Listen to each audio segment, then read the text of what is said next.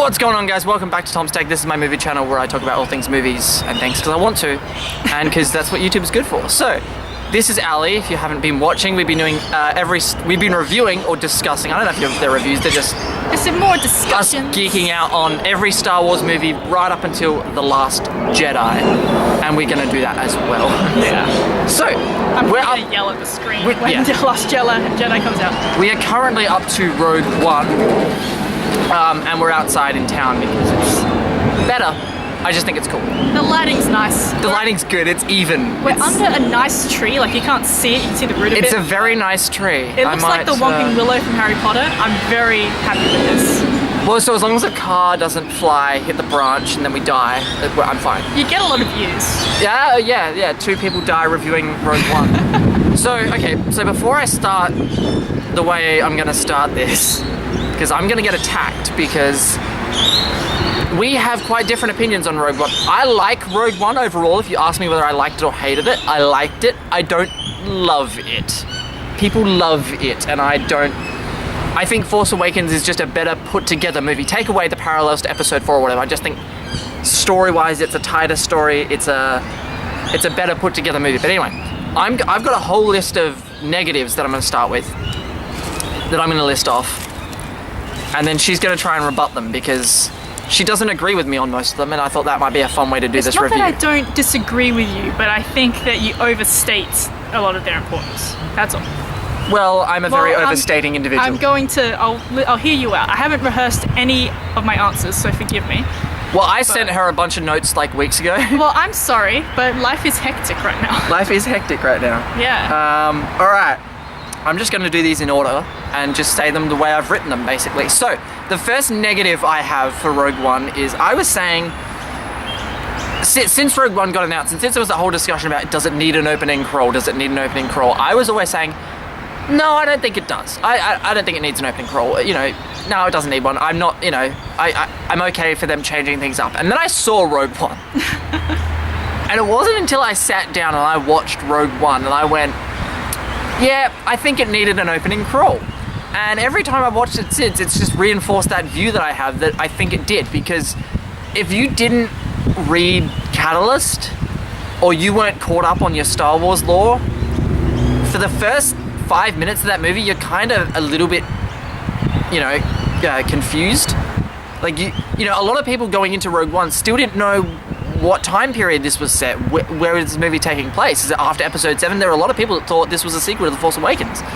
So I just think a crawl, not just to keep up with Star Wars tradition, but yes, kind of also to keep up with Star Wars tradition, because the comics have crawls, the books have crawls, the fucking, Rebels kind of does a thing, Clone Wars kind of has a, like, they have the audio narration kind of, you know what I mean? So, and it would have just explained, it's been 15 years since the destruction of the Jedi, and the Empire has risen to power, and like it just would have sort of, lessened any real big massive confusion. So that's my first point. I do think it needed an opening crawl. Okay.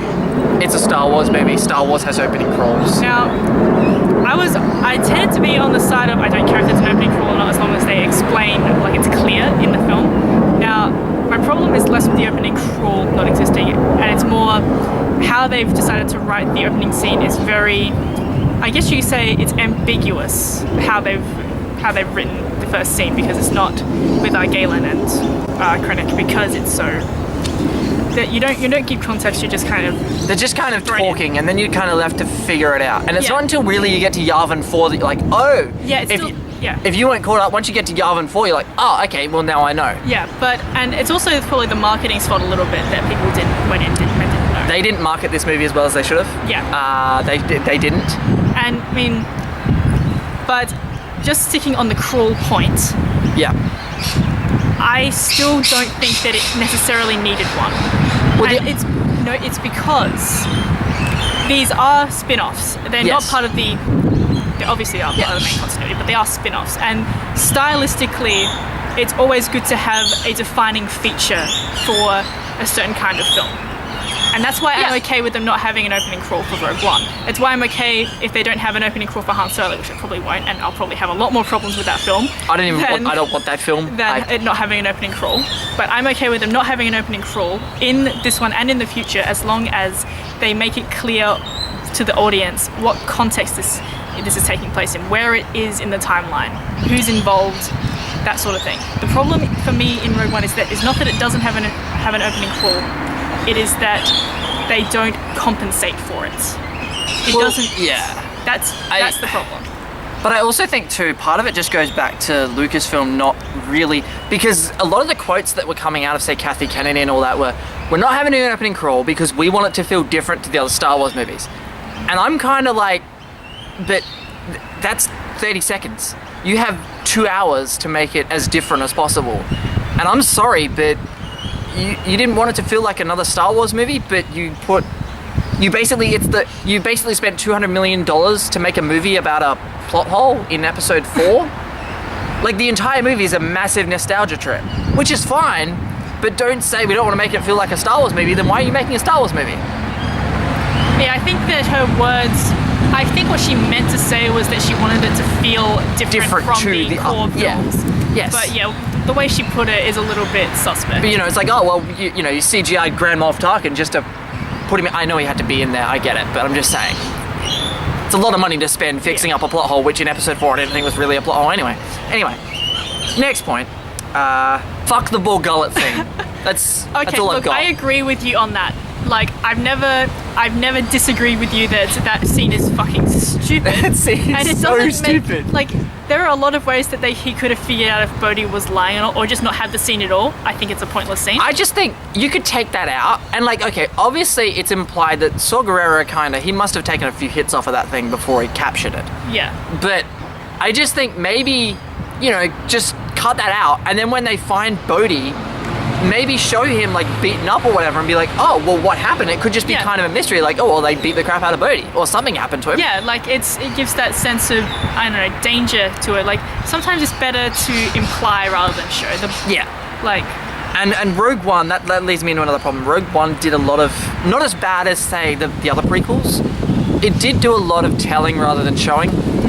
Every time, of really bad exposition. There was some bad, every character that got introduced came on screen, said who they are and what they do, or someone did it for them.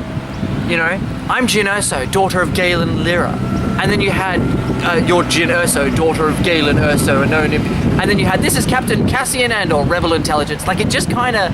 And K2SO, I excuse because he's a droid, and all droids do that. If you're in the context of actually introducing Jyn to people she's going to be working with, then I understand it. But when you do it with every single character and there's very little variation in how they're introduced. I'm Chirrut Inway, and this is my friend Baze. Hello.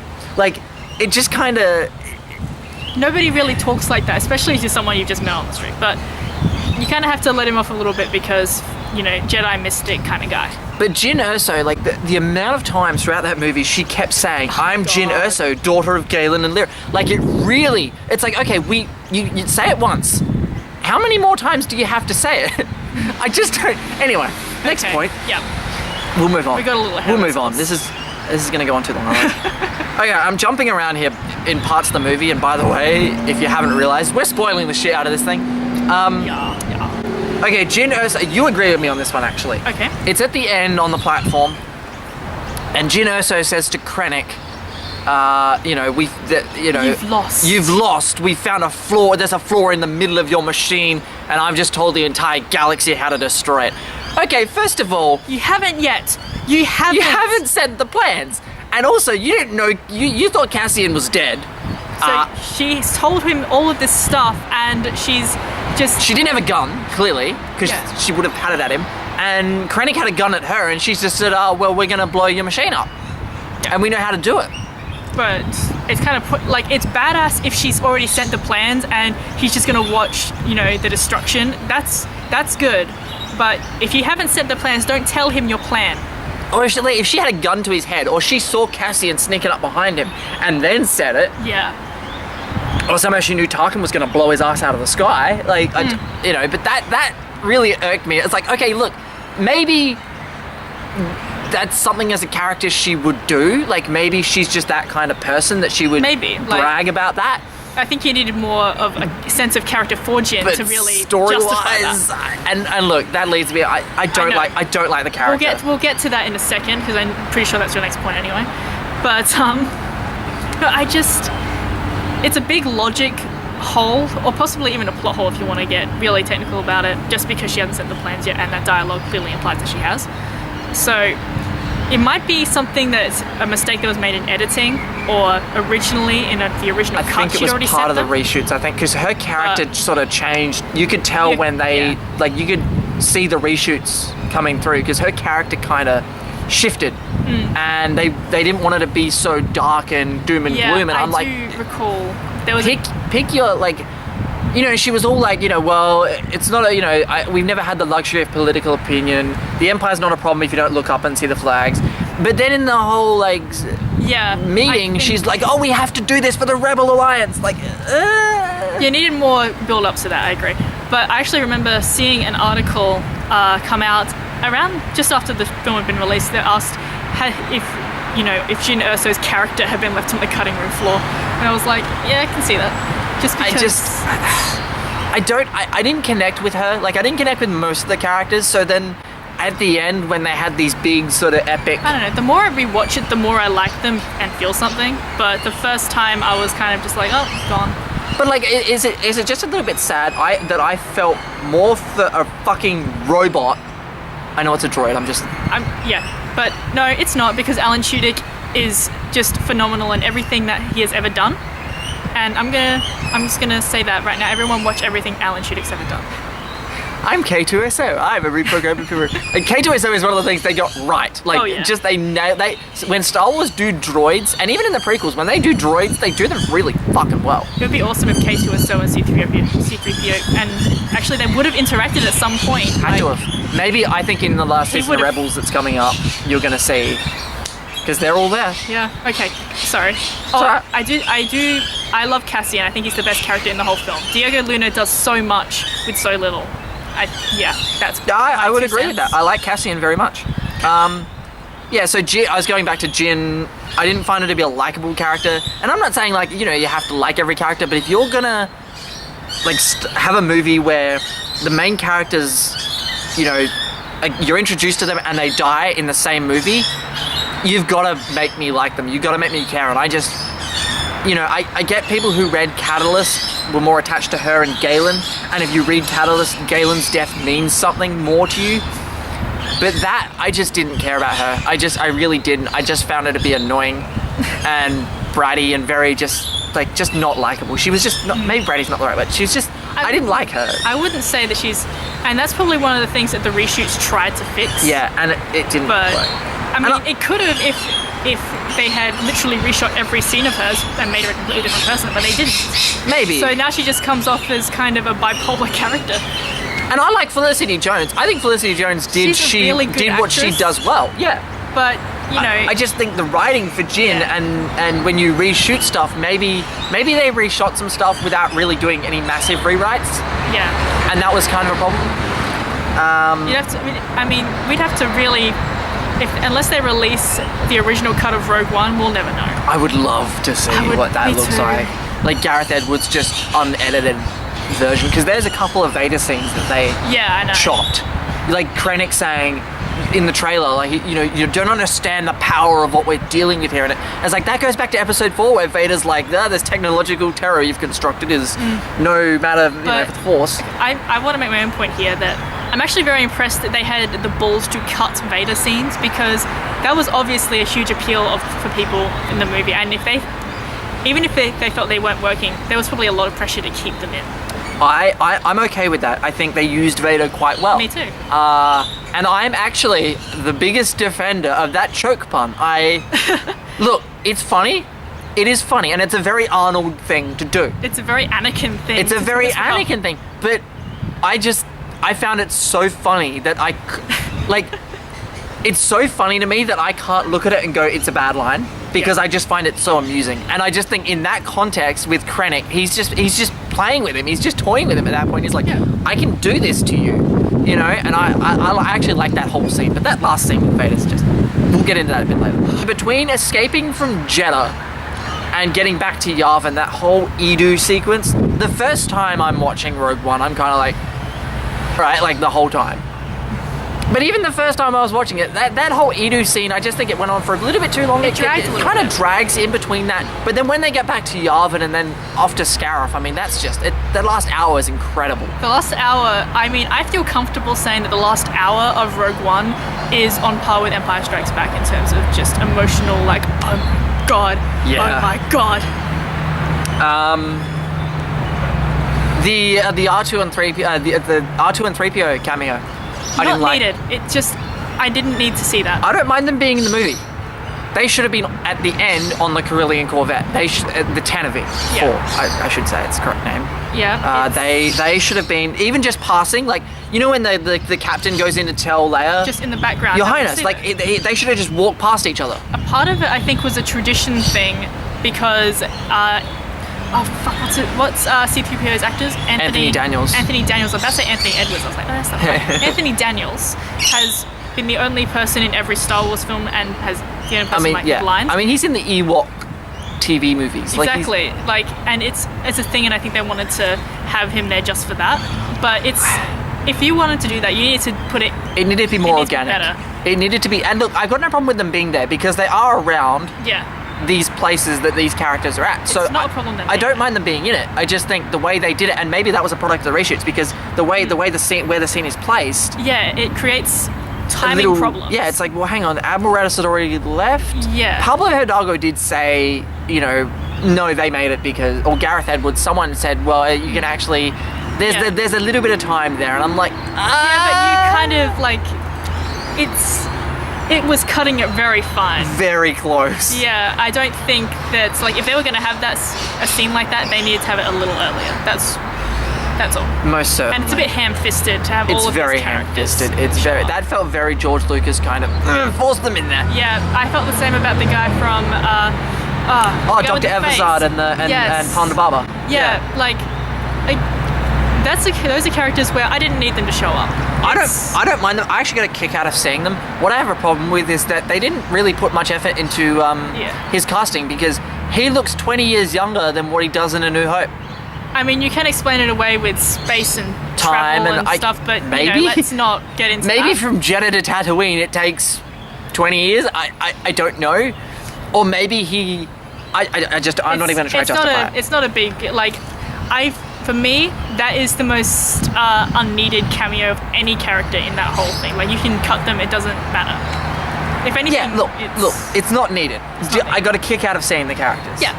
I got a kick, and I like the way that Ponda Baba in this one holds him back. Whereas in A New Hope, it's like he doesn't like in New Hope, Ponda Baba is the one going, I don't like you, right? Like, Cassian really fucked up his whole day. That's what Cassian fucked up his whole day, yeah. happened. Yeah. Cassian is what started that trend, and anyway. And Jet is actually one of the 12 systems that they had the death sentence on because of his weird experiments on people, and droids. Oh, there you go. So He was probably there's leaving. an explanation for that. But again, it's a deep canon thing that if you're not Yeah. caught up, you don't know. So I mean, it's fun for fans, but just the average casual viewer is going to be like, what? What the fuck? okay, here's something.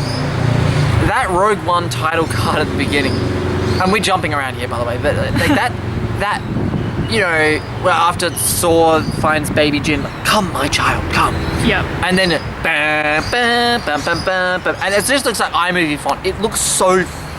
Yeah, I Frickin' don't know bad. why they had to change it from what was in the poster and Yeah. promotional material to that. Use that logo. I actually agree with you on this. I didn't originally, and I didn't think it was a big deal, but it is distracting how, you know, cheap it looks. It looks cheap. It looks, and it's like, I'm sorry, they're just running out of money?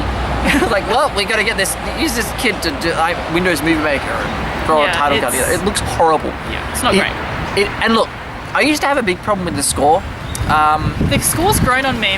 I'm coming around to it. I like bits of it, like that, The stuff on Scarif. the Scarif That's score. where Michael Giacchino really just wows me. Like, Yep.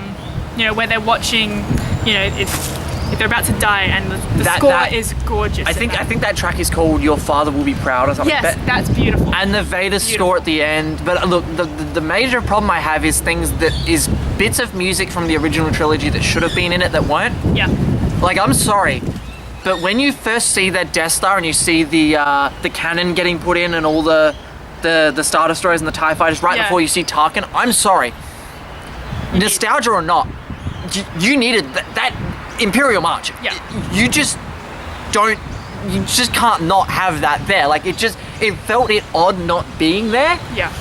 And He needed it, and I don't know why he didn't put it in there, to be honest. yeah, and like, okay, well, I'm just saving it for Empire. It's like, yeah, okay, but that would be okay. That would be a valid excuse if you're like, I just want to save it for Empire, if George Lucas hadn't used it in Attack of the Clones. Yeah. If it wasn't used already in the prequels, then fine. But like, it's the Empire theme. Play it. Yeah. When the Empire shows up, you play the theme. And It feels like there's holes in the score in that way. They played it a little bit when Vader first shows up to talk to Krennic. But that whole thing, and I like that score that they used. I do like that piece of music on its own. Yeah. I just felt like put the Imperial March in there, and then maybe transition into that other theme when you see Tarkin. Yeah, that would be If you wanted to give Tarkin his own theme. So that's pretty much all the problems I have, except for we didn't see Porkins. Always with the Porkins. Always with I'm one with the Porkins. The Porkins is with me. I was actually less complaints than I was expecting.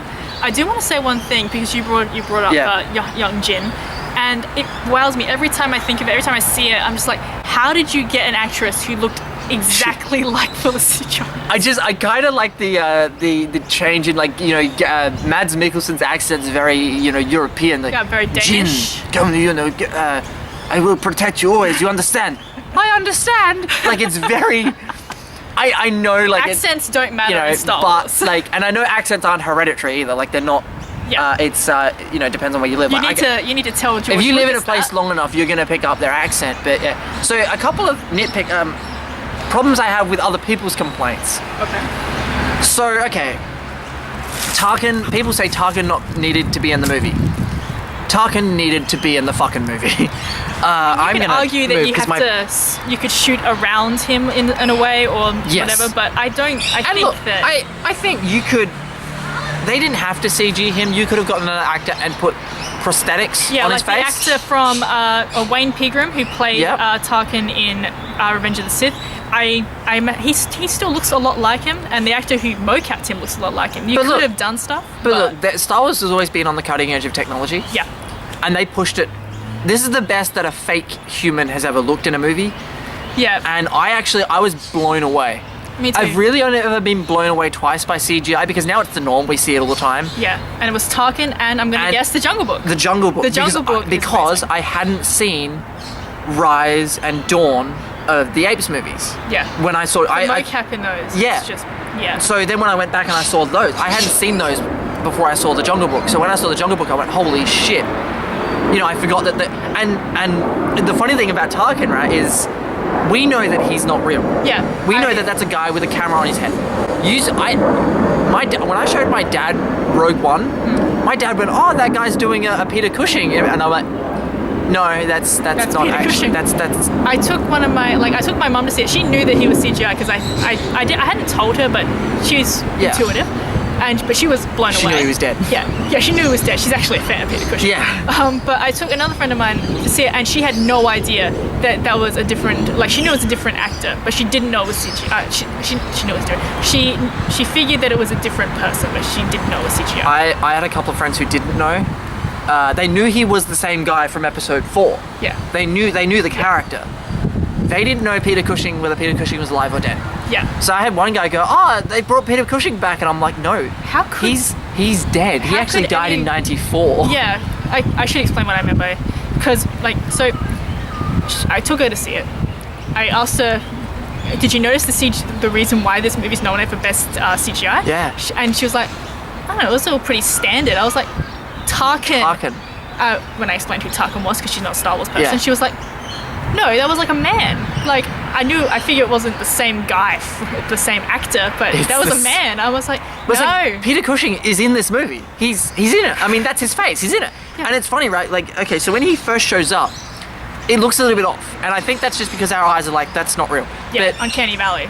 But when they, later on in the movie, when they light that room the same way it's lit in episode 4, there is no difference. Yeah. I mean, there is no difference. Like, He looks a little bit weird in a dimly lit room, but when they, Yeah. it's all about lighting. When they light it the same way it's lit in A New Hope, it's flawless. Oh, I yeah. mean, it's he looks great. And And look- the more I watch it, the better he looks, in my the opinion. better he looks. I love what they did with him.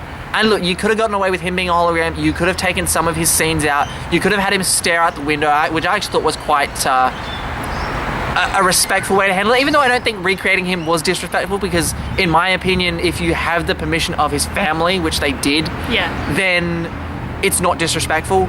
And this is a role that Peter Cushing probably would have done. Peter Cushing was, I mean, unlike Alec Guinness, who was a little bit down Came on to Star resent it. Wars. Peter Cushing loved it. Yeah, Peter Cushing loved it. It's probably because he was a genre actor. Like Yes. fantasy, horror. He'd already done all that stuff before he did Star Wars. And here's my other. So, you know, like, look, the last hour is incredible. The Vader scene, I love the Vader scene so much. Oh my god. That scene satisfied me more than any man ever has. Well, as one of those men, I would just like to say no. Oh, wow. So, It's like, wow, people are going to run with that. People are People are gonna going be to like- take that seriously.